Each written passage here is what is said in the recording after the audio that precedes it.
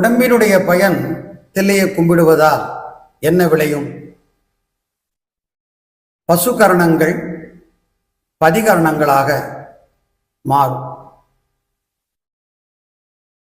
பசுத்துவம் போய் சிவத்துவம் எய்தும்.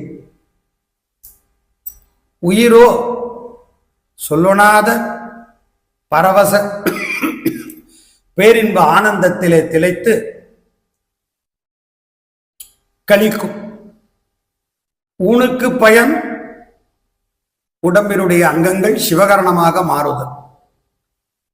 உயிருக்கு பயன் தொடர்ந்து வருகின்ற பிறப்பு இறப்பு எனும் சூழலிலிருந்து விடுபட்டு பெரிசூடிய பெம்மானுடைய அருள் பெய் கடல் தாழ் இணை சேர்ந்து பேரின்பத்திலே தெளிந்து.